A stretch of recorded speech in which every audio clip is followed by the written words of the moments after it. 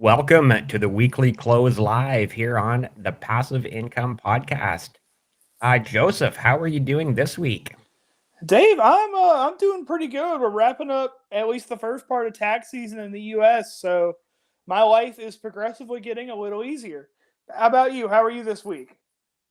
Cold. Yeah, it's still cold up here. We're going to be talking about the weather a lot because Monday and Tuesday there was not a lot to talk about. So, yeah, the weather is going to be probably the main topic of conversation for the first few minutes here. But before we get into that, let's go over the closing numbers for the week. So, as usual, just buy me some time while I pull up some screens.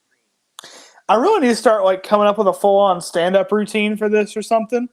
Yes, But yeah, exactly. kind of a nothing burger for most this week in the market. We got a little Nike, a little Lulu, a little Reddit, but I'm looking at these Monday, Tuesday, and Friday, and I don't recognize a single one of these companies. But hey, if you do and you're in the chat right now, let us know. Uh, Huya HUYA. If you're in the chat right now and you know what that company does, tell us because I don't. Yeah, please. There were so many companies. We were texting or DMing on Twitter all week going, Monday, do you recognize any of these companies? No. Okay, Tuesday, do you recognize any of these companies? No. Like finally Wednesday there were some interesting companies, Thursday a few more, and then Friday and of course I did DM you about the two Canadian companies, Power Corporation and ATD. So I know you. I know you've done some research there. But before we get into that, like I said, let's go over the closing numbers of the week, starting with the TSX Composite, the Toronto Stock Exchange, closing this week at 21,984. And like I've said in the past, closing in on that all-time high. I did do a little bit of digging around today. The actual so there's two different numbers. The all-time record high is around 22 and 200 and something, but the all-time record close was around 22,087. So there are two different numbers there that we're watching. But again, closing this week at 21,984, very close to, and it did actually go over. Actually, you can see right here, today's range was as high as 22,123. The 52-week range at 22,197, which I'm sure must have happened this week as well. So definitely getting up to those all-time highs on the TSX, the Toronto Stock Exchange. Over here to the S&P 500, 5,234. I'm not sure. Did we hit another all-time high this week on the S&P? I do not believe we did. Actually, I tweeted about this. The Bears were out in full force this week. Right. Yeah. Actually, there's the Apparently, 52-week range at 52.61. yep. So that would have been the all-time high, the 52.61, right? Yeah, apparently there was some S&P 500 conspiracy theory that there was going to be a black swan event today so bad they were going to shut down trading and the electrical grid.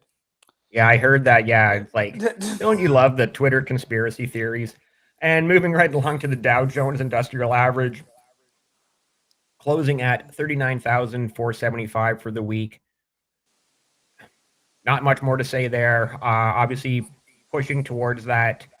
Well, actually, look down here, the day range at 39,824, the 52-week range at 39,889. So pushing very close to that 40,000 mark. That is in USD, as you see right there. What do you think the Canadian to US dollar is this week? Oh, we're Dave. down. We're down to We are. 73. Well, Dave, I'm Wow. sorry. I am sorry for you.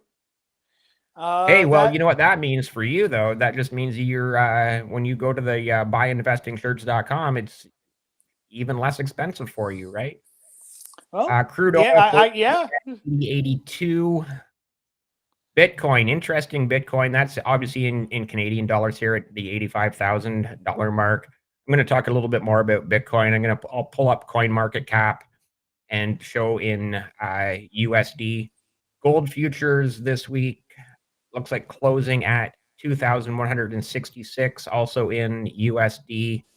And skipping over here to the NASDAQ, closing the week at 16,428. And for that one viewer in England and the one viewer in Japan, we've got the FTSE at 7,930. That's in Great British pounds. Quid, as I like to call them. Greatest slang term ever. And for our one Japanese viewer, the Nikkei closing at 40,888 in Japanese yen. And Also, our one Japanese viewer also hop in the chat. The Bank of Japan raising interest rates for the first time in a long time this week. yeah, I saw that. That was very interesting actually. Going from like negative 0.5 up to 0%, if I recall correctly. So here, let's luckily there's a handy dandy search engine. Negative 0.1 was the old one. And they're going from negative 0.1% to positive 0.1%. Wow. So remember, they're saying it's going to be positive for the first time. And this article doesn't say how long, but I know it's a long time. Yeah, that's very interesting news coming out of Japan. And anyways, so those are the closing numbers, and now we have to get into this week's closing earnings calls on Monday and Tuesday. I'm going to bring up the graphics, and I'm not sure what we're going to talk about. We're going to end up talking about the weather. We really are, right? It's nice and beautiful here, so I'll talk about it. I started planting my spring garden this week. Nice. It is still cold here in Canada. We are actually in a weather warning. We're expecting up to 15 centimeters of snow overnight. I'm suddenly wondering if I'm regretting taking the plow off my four-wheeler. I'm not sure. And again, this time of year, the snow is going to come. 15 centimeters is what, 4, maybe 5 inches max, and it's going to melt again on Sunday or by Monday. So I'm not, I don't think I'm regretting it too much. Okay, Monday before open, after close, do you recognize any of these companies, and do you have anything to say about any of them? Not a one, no. Yeah, me neither. I'm not going to lie, right? Like this is. What does Stoneco do? One of you knows. One of you watching let us know right in the now, comments. Somebody in the comments, like, why are these on Earnings Whisperer on the graphics? Because I don't know. Somebody must know something. I mean, to be fair, I think the graphics are by market cap, and Stoneco has a $5 billion market cap, which is a number that's going to come up again on Thursday. But right. I just scooted right along to Tuesday because we're going to be back to talking about the weather here real soon. Tuesday, again, I really don't recognize any of these companies. Do you? Like, I go back. This is where I go by. One of you out there knows what Huya? I don't know. One of you knows. Somebody somewhere knows something. Yeah. I mean, let's see. That Terra Wolf. Let's see here. What are they? They are up 3% today. They're up 41% this week. Wow. Maybe we should know what they do. Oh, they mine Bitcoin. Oh wow. Okay. But they didn't miss earnings. They're not profitable. Negative 3 cents a share this quarter. I can't even find them in the news, but about 19.6 million volume on your average trading day. So there's either some whale out there who really knows what they do, or there's a lot of you looking into them right now. Yeah. Okay, you know what I think we're going to do before, because obviously Wednesday, Thursday, and possibly Friday, there is some more interesting companies to discuss. But yes, before we get into that, I want to actually talk about Reddit and the Reddit IPO this week, which I guess is, I'm going to bring up the graphic on Reddit. There it is. You see it there. Closing the week at 46 USD. It had, it opened. I'm already back a day here. So the 52-week range. So today it was as low as 45.05. Yesterday, during the first day of trading, went as high as 57.80. Okay, explain to me and to everyone else, This was supposed to open, or the IPO, the initial public offering, was for $34. So how did it open yesterday at 47 or $48? Yeah. So this is going to be a bit of an oversimplification before somebody yells at me in the comments. But I mean, as I'm sure you know, and anyone watching this probably knows, stock prices are supply and demand. If more people are Right. selling than buying, the price drops. If more people are buying than selling, price goes up.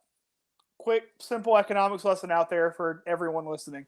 So that $34 price was offered pre/at the IPO, whether it be to the banks who helped underwrite or when they did their roadshow. And then also in Reddit, they offered some those $34 shares to some of their most devoted users. They gave some to Robinhood to sell to their users. They gave some to Fidelity to sell their users. And those shares sold pretty well. Demand high because they're all buying. So when they and that was before trading went live. I think what So what me when and trading, everyone wants to know, did Roaring Kitty get any Reddit shares at $34? that I do not know. That's that's a really good question, though. Yeah, will Google know? Will Google know what Roaring Kitty did at the Reddit IPO? We're gonna find out. Okay, interesting. Thank you everyone for joining and watching the live. We're trying to figure out here if Roaring Kitty, the I guess I want to call him the mastermind behind the whole it was GameStop, right? The Yep. and Yeah. Wall Street. Yeah. So he was on Wall Street Bets, if I'm not mistaken. He Is that was. correct? Yes. I might be wrong Yep. there. No, you are And spot yeah, on. so they really ran up GameStop and destroyed the short sellers. They made a whole hedge fund go like under with how Yeah, bad yeah. they Like, ran it I up. mean, Dumb Money is an incredible movie, great cast. So I highly recommend checking out that movie just for the entertainment value of it alone, not even the educational value of what happened in the That history of the meme stock era. that So was it is such very a interesting to think if Roaring Kitty did get any Reddit shares at that $34 IPO. Unfortunately, the Google machine doesn't tell us, but I haven't seen that movie yet. You keep recommending it, and I know I want to watch it, Yeah, you but told me that you were going to watch it the next day. I did, and then I did not follow. I don't remember why, but I didn't follow through. Um, but that was such a weird thing to live through. I'm gonna vamp and fill a little more time here because I Yeah. mean that would have been what 2020 or 2020. When was that 2020 or 2022? I feel Well, like it yeah, was. right in that time frame of the same time as the pandemic, right? Like Yeah, even pandemic was. 2019, then 2020, and like those meme stocks went crazy in 2020 through 2021, and then as the market came back down to reality, I think a lot of those meme stocks kind of I guess I want to use the word crashed with the Oh yeah, reality of, because really 2022 wasn't like a huge market crash. It was a market correction. In my opinion, I don't know if you would agree with that assessment. Oh, I know. I think you are spot on with that. There was a lot between printing interest rates and, at least here in the U.S., stimulus checks. A lot of new money got funneled into the market, plus the extra unemployment benefit. I mean, I knew a lot of people who were working like part time at Starbucks and went to making 700-800 a week on unemployment. Right. So there was a lot of new money funneled into the market all at once. Yeah. So again, interesting. Sort of what I've talked about on the in the past here on the weekly close live with IPOs, how you see them, open at a price. And I'm going to skip past that $34 price. Let's skip right to the $48 price on, I believe that was Thursday's trading, where it went live and people were able to buy it all of a sudden at 48. And then it went, I believe it said there, just let me go back to the page so I can see it. It went as high as 57.80 yesterday afternoon, or at some point yesterday. 57.80. And then, yeah, came right back down to close last night at $50.44. This is all in USD for anyone watching. And you've heard me say it, where you see that movie, you've seen the movie before with IPOs. They get run up in that first day of trading. The day traders run it up. They take their profits. And then, like you just said, with supply and demand, all those day traders start selling off to take their profits, and the price starts going down, right? Oh yeah. Oh yeah. Oh, So I'm before we trying. before we went live, I did say I'm almost surprised it's not lower than 46 at this point. So that's just I mean, they're down slightly more in aftermarket trading, but not enough to really shake a stick at. right. Now, another question for you. Whew. Sticking with Reddit, I didn't realize I was going to be quizzed this week. Let's do it. how profitable is Reddit? They are not. Yeah, right. There is some speculation, so I don't know if you've heard about this. Reddit. So of course, you have these rise of AI language models. Every company feels like they're making one now, and they need real content to help train and teach those language models, like ChatGPT. And a Right. couple of them are using like the New York Times, LA Times, and a couple of them got their hands slapped for that recently. But as you can imagine, New York Times, LA Times, whoever, they're going to charge quite a bit for their content. Reddit has recently partnered with a few AI firms to sell its users content to help train these language models. And of course, we're not going to know for probably another quarter, more than likely 2 or 3 more quarters. But there are whispers that Reddit could be profitable with the AI boom. That's interesting because obviously, like profit more than anything. You want if your company if you're going to invest in a company, you want and you need that company to be profitable for your investment to make sense, right? And right now, like I saw so many comments and replies on Twitter yesterday about like people going like this company's never made money, so like no thank you, right? And I don't disagree with them. You want a company that makes money. Oh yeah, and I mean, I guess the question is, where do you give them a pass? Because Reddit Reddit's like less than 15 years old.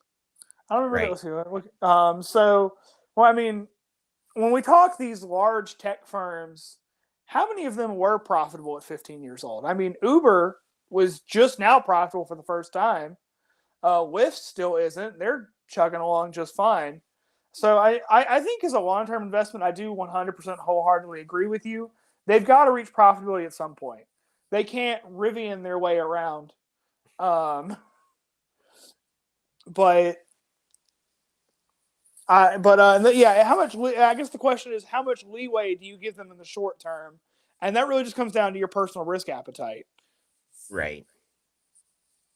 Yeah, no, that's a great point. Like obviously it was several years before I think it was less than 15, but Facebook now obviously called Meta, but it was several years before they became profitable. And yeah, so those, the social media platforms, the tech platforms, whatever you want to lump Reddit into, is definitely, like you said, if they're going to turn a profit in the next year, 2 years, then you know what? Maybe buying now does make sense. Yeah. But it's really hard to justify as a retail investor to say, I'm going to invest in a company that has never turned a profit. Like, whoa, what? My favorite. I just read a case study on this. I think yesterday, maybe early this morning. Is that you have to do a breakdown of to find their profitability metrics. Reddit's main source of revenue is ads. They're a social Right, media company, of course they are. Um, so Reddit openly allows pornography right, and not safe for work subreddits. Um, and Reddit does not, per their terms of service, put any ads on the not safe for work subreddits. So in theory, at least in theory, sizable portion of their user base you can never profit or find revenue off of them, which is really interesting when you compare them to like Instagram, Meta, Snapchat, and Pinterest. They all monetize every single user. Of course, Reddit doesn't report this. They just say we have however many million users, but what percentage of their base will never be monetizable? Just right. just an interesting case study to look for going forward. Yeah, that's very interesting. And And it's not just Facebook and Instagram or Meta, the parent company. The YouTube, TikTok, like you said, Snapchat, everybody, they all monetize as much content as they possibly can because that is the business model, obviously, right? Yeah, a great comparison even is Twitter, especially when they were still publicly traded. Twitter also pretty openly allows pornographic content on their site. Twitter doesn't care; they'll put an ad anywhere. So does Reddit stick by that conviction, or I guess we wait and see. Right. Okay, are we before we move on from Reddit, I do just want to give you this opportunity to bash Fiverr. It's I wake up in the morning and I drink a cup of Fiverr shareholder tears. Fiverr down another 5% today. I enjoy getting to check this. Down 3% on the week. Fiverr didn't even report earnings this week. They're just catching strays, which is fine by me. I don't know why I hate Fiverr so much because, like, as a down 20% year to date, that's a good number. I just Fiverr is one of those companies to me, and in my personal opinion, they are a phenomenal company with a phenomenal product that never should have gone public. Right. Because now they're in the public eye and they're facing public scrutiny. When Fiverr, getting orders on Fiverr in itself is a race to the bottom. So, yeah, Fiverr shareholders, have fun sleeping in, I don't know, what can you afford now? Yeah, have fun being a cardboard box saying. on the side of the highway. Donation. Poor Fiverr. And I agree with you. I like the platform. I've used it as both a buyer and a seller, and I'd like get somebody to do some video editing for you. Sell yourself as a writer and make a few extra bucks here and there or whatever, right? Like the idea behind it is good. I like the platform, like I said, but I tend to agree with you. It is a race to the bottom because everybody's trying to, bid each other down and get the lowest possible price. And that's really hard for anybody to make any money. Also, I'm throwing this out there. You heard it here first. This is not financial advice. This is my personal opinion. I give Fiverr 10 years tops before they go under. I think AI is going to push Fiverr out of business. Of course, AI can't edit videos and everything, but it can write, it can create ads, it can create copywriting, and now it can even create pictures and video. Yeah. I think, and it won't be long till it will be editing those pictures and videos together. In fact, it probably already is starting to do it, right? ChatGPT can like code simple, albeit, but like video games now, like they can code like Snake and some of the other like little arcade games by itself with no human intervention. I firmly believe Fiverr's days are numbered, and that goes for Upwork too, for the record. Yeah. And freelancer.com, who is not public, but count your days, buddy boy. Count your days. Okay, let's move into, because we just really skipped over Monday and Tuesday. Luckily we had Reddit to talk about this week. Here we are on Wednesday. There are at least some recognizable names here. General Mills, before open. Still not a lot before open. After close, Guess, which I'm sure that must be the clothing company Guess, if I'm not mistaken. So, any thoughts on any of these companies from Wednesday? I didn't really look into it. I'm looking at General Mills right now, up a little more, 9% on the week. Let's see here. They did slightly beat. No. Yeah, no. Did General Mills report this week? Well, it says right here that it did. Well, I was about to say, because my calendar, I here. Let's make an easy check. That might be.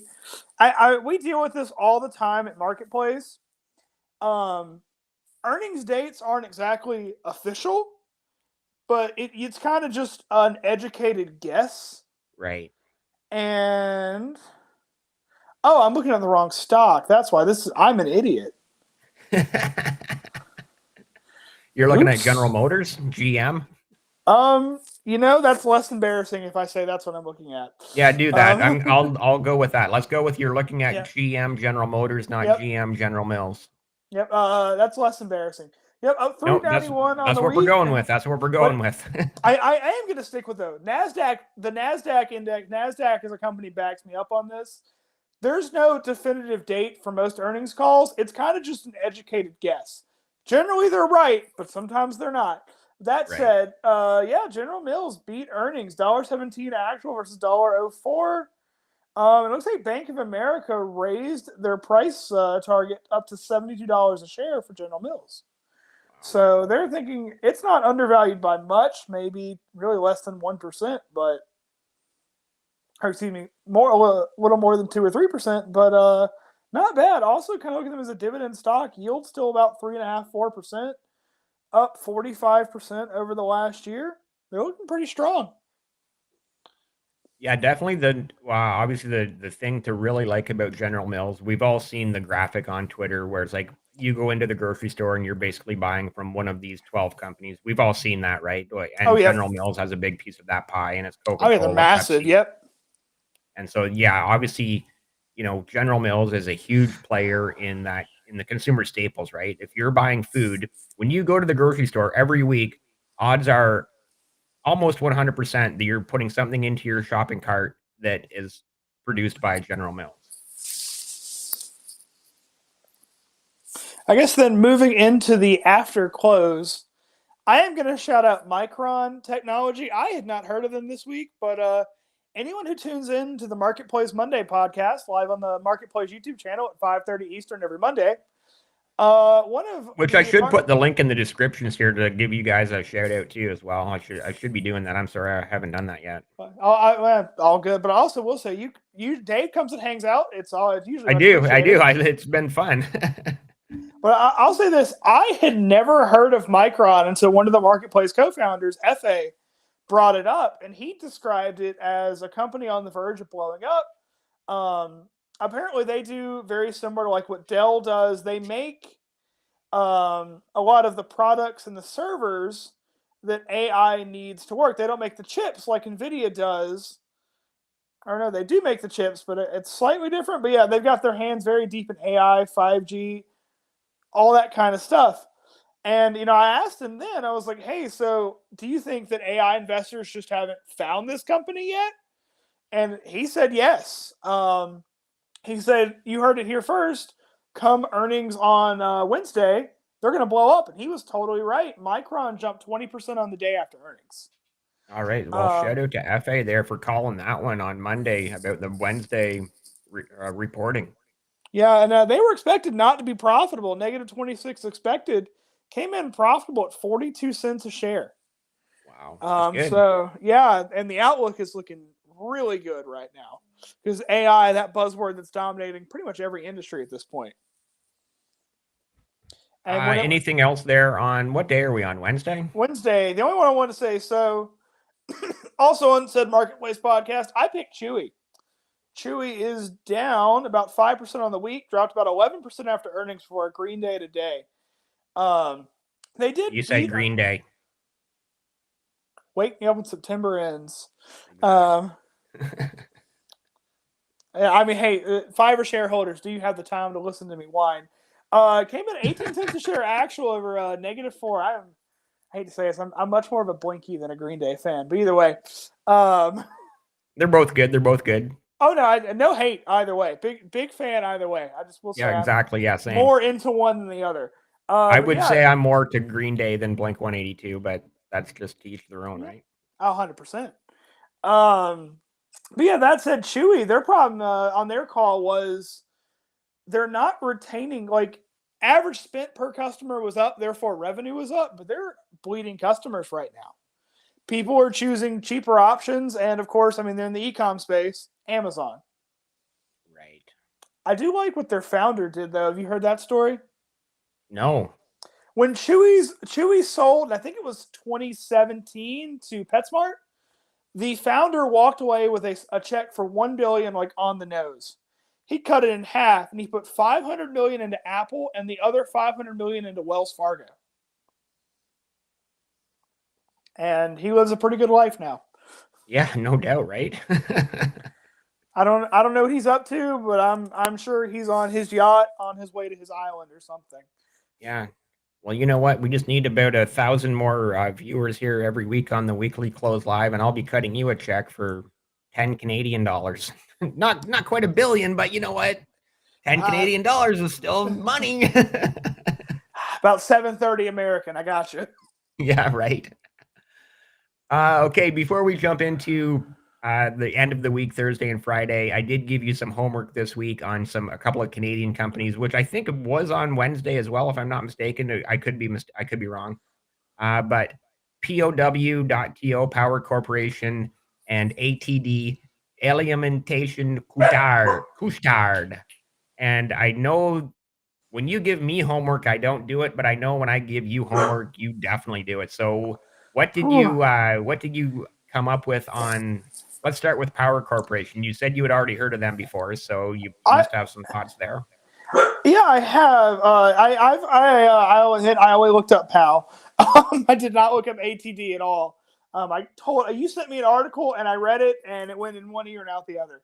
Right. PAL, I heard. I am like when you and I did our episode of just the two of us of the Passive Income Podcast. I talked about how when I first started investing, I got really into like the dividend Facebook groups, Yeah. and I would just buy whatever they told me to buy. I am 99% sure at some point between like 2016 and 2018, I invested in PAL. I don't remember exactly when, but I am like 99. That's how I've heard of them. Still looking pretty good. They're apparently I need to invest or look into investing in Canada a little more. Yeah. Dividend yield at 5.35%, a beta of only 1.11. And they've been hovering around the 30, $40 a share since, really 2007. Yeah.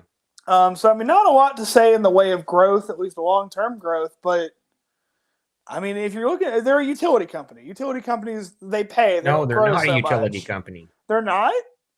No, I would put them into the financial sector because they own they own Wealthsimple or a large portion of Wealthsimple, and Wealthsimple is the Canadian platform most similar Oh to my Robinhood. God. I've never been on Robinhood, but just from what I've seen on Twitter, the comparisons look like 1 to 1. And then they also own portions of several insurance companies. I want to say Great West Life, and I'm not sure what others, but definitely more in the financial sector. Let this be a cautionary tale to everyone watching this.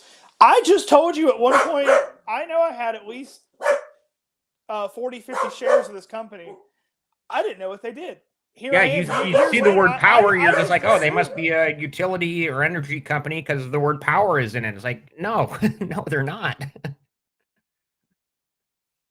Yeah, hey, do your due diligence. Again, don't do what Exactly. 2016, 2018 me did and just buy what someone on Facebook tells you to buy because you'll also do what 2016 to 2018 me did and lose all of your money on a pump and dump scam. Right. I do want to talk about ATD as well. So give me a second to see if I can actually Yeah. find that article that I sent to you. Yeah, I saw revenue. Like, if I remember, I've got the article in front of me. And I do remember reading it. EPS was slightly down. Revenue was slightly down. ES actually down a little more than 10% year over year, if I remember Yeah, so correctly. here we are. Here's the article. Alimentation couche-tard. Aliment is the French word for food. There's your Okay, French lesson for the day. did not know that either. Today we all learned. Yeah, I do not know what couche-tard means en français or in English, but alimentation is basically, well, the aliment, the first part of it here, aliment, is food, and then, I don't know, that could be meaning foods, plural. I'm not sure how French breaks down after that, but yeah. So just quickly, from Laval, Quebec. Laval is basically a northern suburb of Montreal. Alimentation Couche-Tard says net earnings attributable to shareholders totaled US 623 million in its third quarter, down 15.5% from 737 USD a million a year earlier. The Laval-based company, which reports in U.S. dollars, revenues for quarter ended were USD 19.6 billion, down from the year before, from the same quarter last year. So yeah, basically not the greatest earnings report, but I've kind of made this argument, or not even argument, point previously on the Passive Income podcast. Joe, where did you go? Are you still here?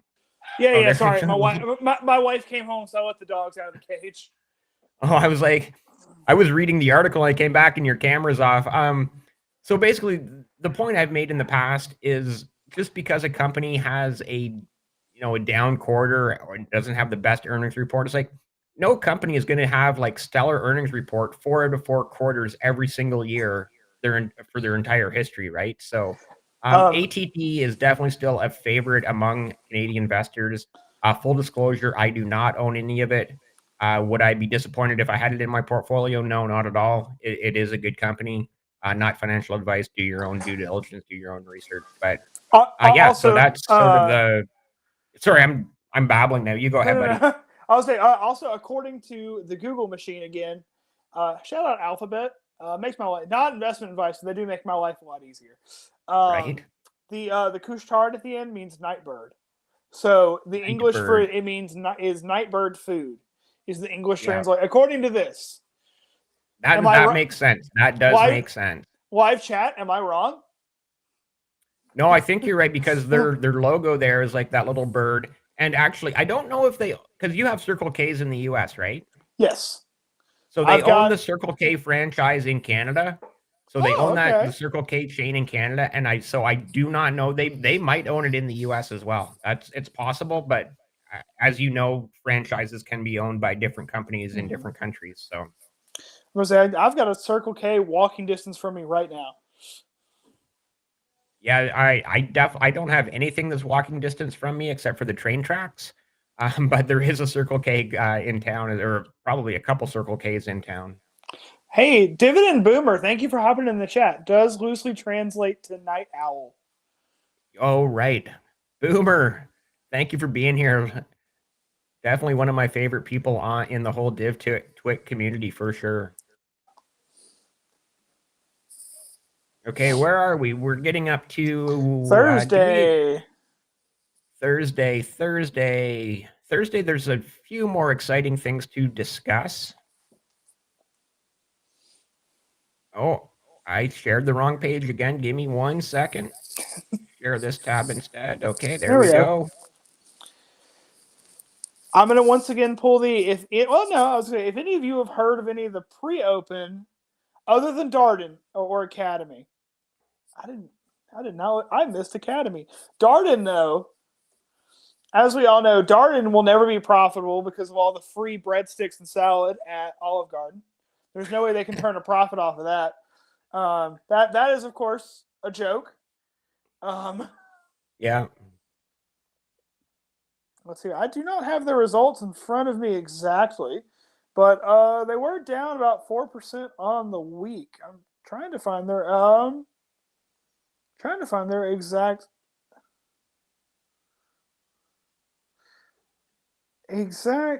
see what people see how people say they did. Let's see here. Because they own Olive Garden. I think they own Ruth Chris and a few others. Yeah, a lot of people, apparently their outlook was not great. Americans right now in the economic situation are not eating out as much, is what this article says. And a lot of people are cut. Citigroup, JP Morgan, Morgan Stanley, and Oppenheimer all cut their price target for Darden in the future down really to about the low 180 range. A couple of them are a little higher, but it kind of evens out, which is still, they're trading about 165 right now. So despite lowering the price target, at least the big banks see room to run. And I hot take of all of the chain restaurants, Olive Garden is by far the best. I don't know how many Olive Gardens we have here in Canada. They are here. They're definitely in the larger urban centers, the Toronto, Vancouver's, probably Ottawa, Calgary. Definitely not in the city that I'm close to, which is such a small city.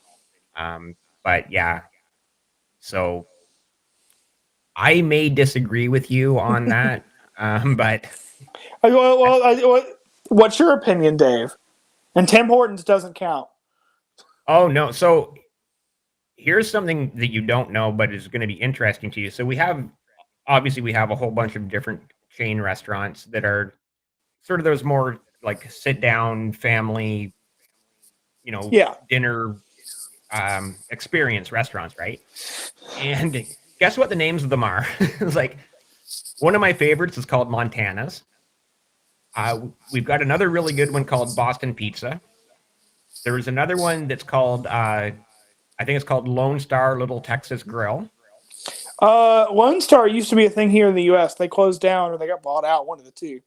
No, but are you seeing a trend here? Montana's, Boston Oh Pizza, yeah, Texas. Right? I mean, we just name it. We just pick a city or state and name a restaurant after it. I mean, hey, everybody in Canada, just keep faking it until you make it. No, that's overly mean. I have my U.S. complaints. Yeah, no. So, actually, honestly, Montana's would probably be one of my favorite chain restaurants to have a nice sit down, meal at, for sure. Okay, now what I got to look up like the menu now to see what we're dealing with.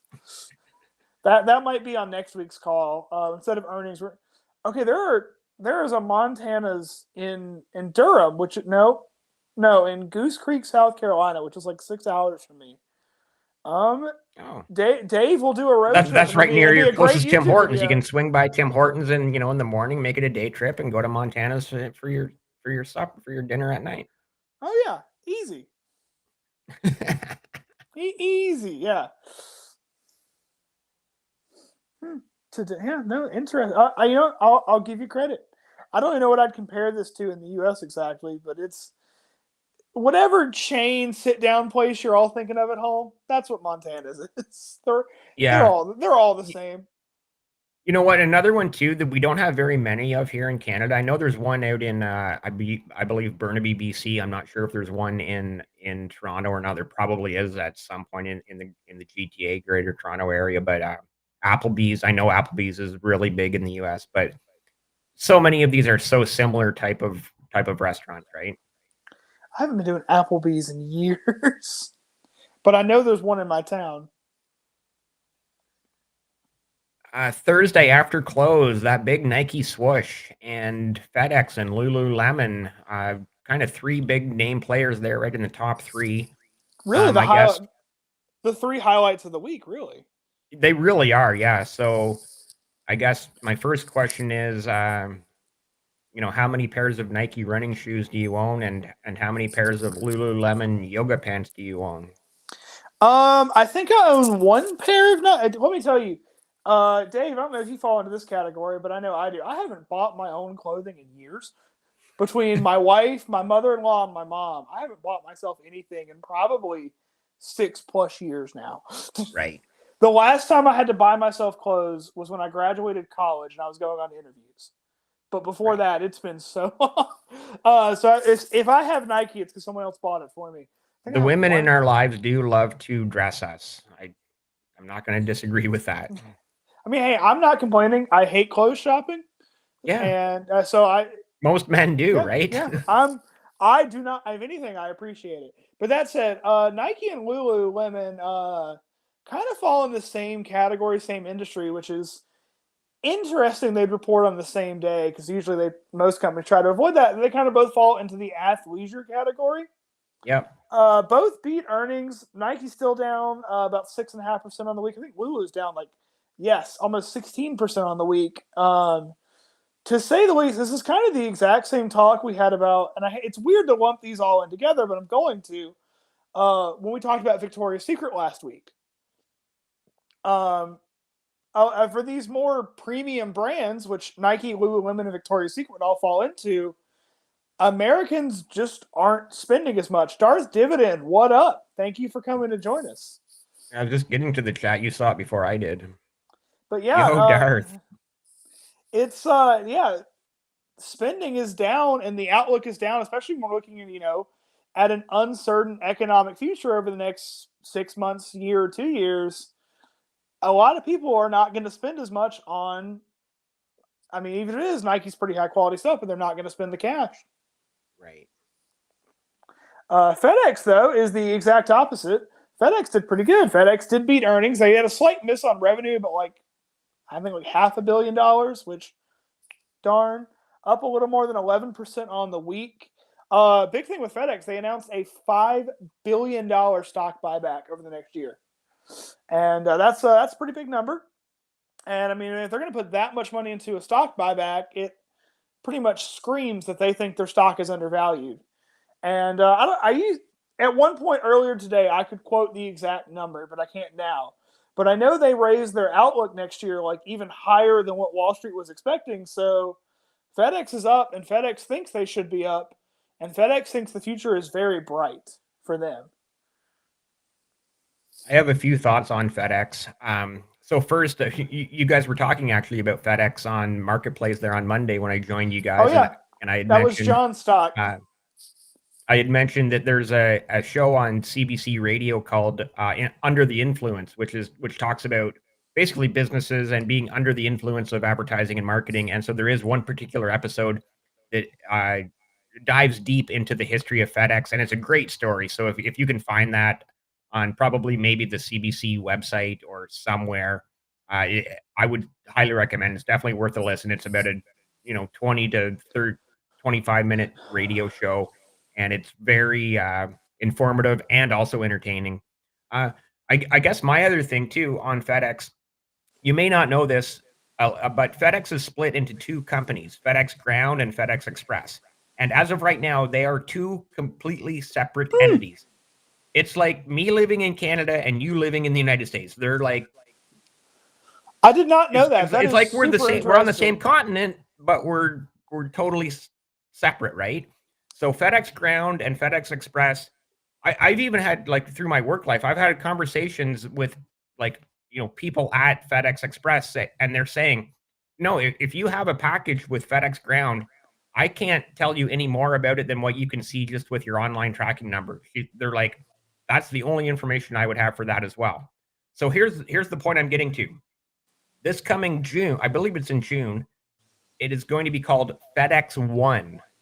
And they're going to finally combine FedEx Ground and FedEx Express so that these two entities will marry up. And from somebody who uses FedEx, in my day-to-day work life, this is incredible news, because again, you have packages, and the FedEx Express guy comes. Well, he can't pick up the FedEx Ground package. The FedEx Ground guy comes, he can't pick up the FedEx Express package, and it's just frustrating, right? Like you're like, but your truck says FedEx on it. Just take the package. That is super interesting. I believe it is in June, this FedEx One, where they're going to marry the two companies together, FedEx Ground and FedEx One, or Ground and Express, to become FedEx One. And quite honestly, it's exciting for me in my day-to-day work life. So I found the article on FedEx's website, and it looks like they actually did that last year for the U.S. portion. Oh, so you're ahead of us. I did not know that. All I know is that it's happening here in Canada, like in the next few months. Yeah, it doesn't say. I mean, it just says U.S. April 23rd, 2020. April 23rd, 2023. It doesn't say anything about Canada. Yeah. So well, I'm telling you, it's happening here in Canada next, I believe in June, 2 or 3 months down the road. That I 100% believe you. But yeah, that is so like a weird. Every now and then I hear about these large businesses do things like that, and I'm like, how did you make it this far? Right. That just seems so archaic. I know. Yeah. Moving along into, I do not have the graphic for Friday, but I think you had some notes for Friday. Nah, not really. No, I mean, we can go through today's earnings and just stop me when you've heard of one.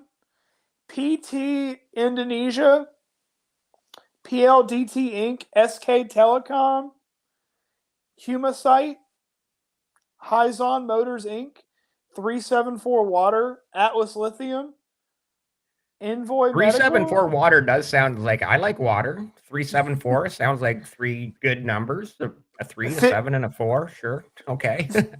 51 talk online education. Okay. I mean, Friday is always. I mean, we've been doing this 8 weeks now, and I don't think we've once talked about a Friday stock. Nobody Yeah, there's been. really Yeah, reports you're on right. Fridays. Fridays are very, very much a whole lot of nothing. I guess before we wrap it up, I am going to bring up Coin Market Cap, and I just want to talk about Bitcoin briefly. Oh, Bitcoin. Obviously, Bitcoin never closes, so right now you see it at 62,625 USD. And I just kind of want to point out to anyone who sold last week at $73,000. I'm trying to find, oh yeah, over here. That all-time high just a week ago, March 14th, 9 days ago. If you sold at 71, 72, $73,000 and then bought it back right now at 62,000, you did exactly what I should have done. And that's all I can say about that.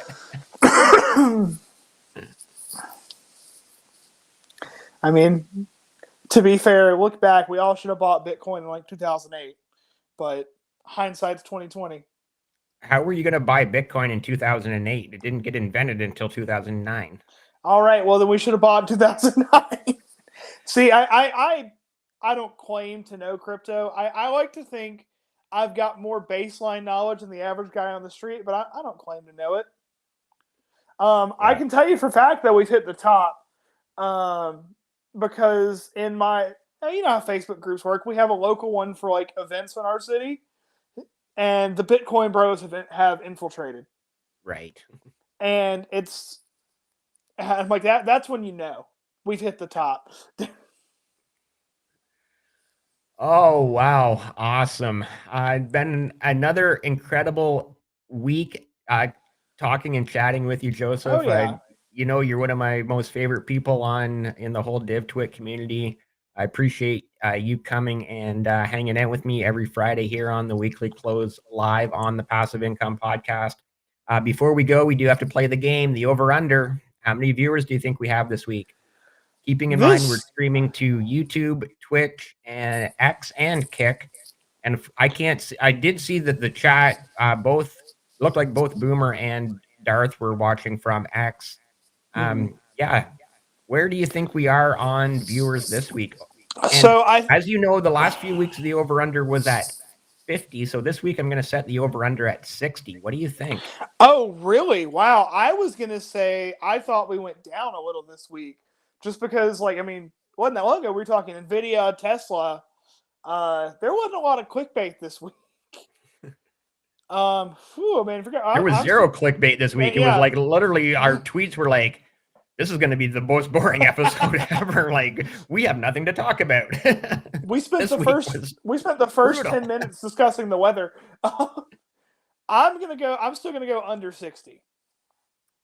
As of right now, I think we need to keep talking for like 2 more minutes just to see if we can crack 70, because now we're at 69. Thank you everyone for being here and joining us on the Weekly Close live on the Passive Income Podcast. It is truly appreciated that you are all decided to spend some of your Friday afternoon, early evening with Joseph and I. Very much appreciated. Thank you all.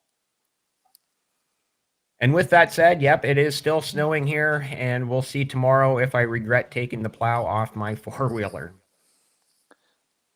Best of luck to you. It is nice and low 70s Fahrenheit here. Yeah, you're going to be jumping in that pool tomorrow morning is what you're saying. For one, man. Oh, I was about to say, yeah, that's right. Dave did get me another pool. I was about to say, you think I can afford a pool? And then I remembered, oh, yeah, I'm on the Passive Income Podcast. You're like, oh, yeah, I get a pool every Friday right behind me. No, awesome. 70, okay. 70's still a little cold for a pool, but we'll make it work. Yeah. All right. I think that's my cue. I think that is my cue. Okay. Thank you again, everybody. We'll see you again next week here on the Weekly Close Live. Thank you, everyone, for watching.